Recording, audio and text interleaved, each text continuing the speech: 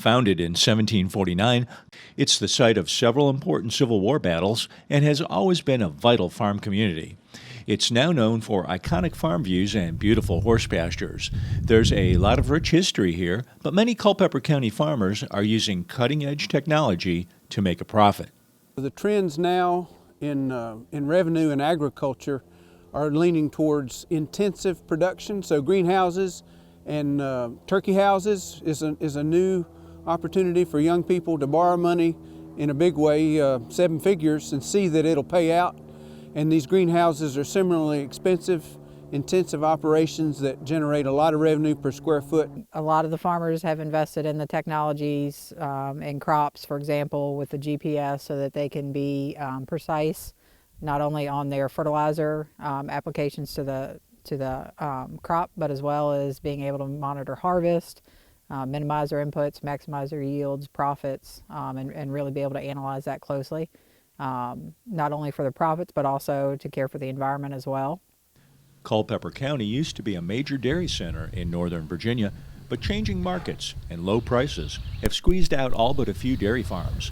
The Hauk family installed a robotic milking system to try to stay afloat financially. We were milking max of twice a day. This can go up to 3, 4, 5 times a day on some cows. So we do make more milk on average than we were, and it's a long-term investment, these robots. So we'll keep doing this as long as we can with these, and once they're machines, so they will wear out at some point. Then we'll have to make a decision on where to go from that. With 731 farms on more than 126,000 acres of land, Culpeper County has seen an increase in the number of farms over the past decade. Producers here earn about $80.8 million a year from the sale of crops, horses, and livestock. The top farm commodity is corn and soybeans, followed by greenhouse products, cattle and calves, dairy, and horses. There's also a wide variety of other crops and livestock raised here, like vegetables and fruit, Christmas trees, hogs, poultry, and sheep. Culpeper County has the 4th largest horse community in Virginia, with 716 employees and total sales of more than $38 million.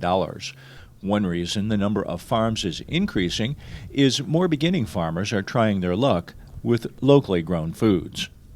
Over my term here, which is more than 30 years, we've gained about 200 farms, but we've lost farm land, so we're dividing large tracts, in my estimation, into smaller tracts. And so people are coming here for reasons of agriculture, for reasons of retirement, for reasons of raising a family, for reasons of being in a rural area. And that explains an increase of some 200 farms in this community while losing farmland.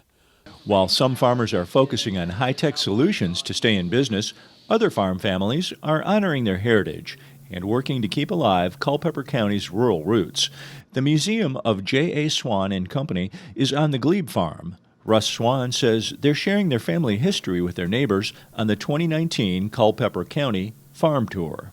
It sold farm equipment, so everything from horse-drawn buggies to tractors to plows and we also later on in the year sold lawn and garden, so steel and wheel horse and things of that sort.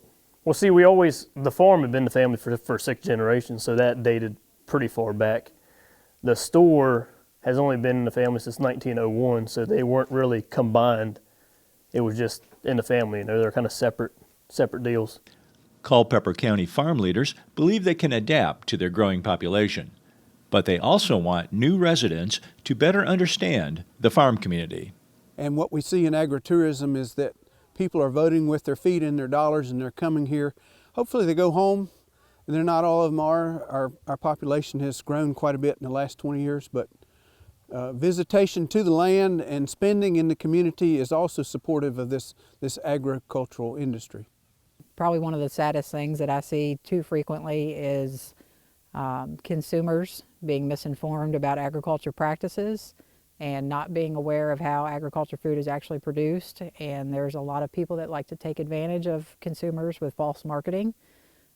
So I guess my kind of plea would be for consumers to actually reach out to local farmers to find out, what the truth is, why we do things that we do, how the food is being produced, so that they can see that, you know, agriculture producers love what they do.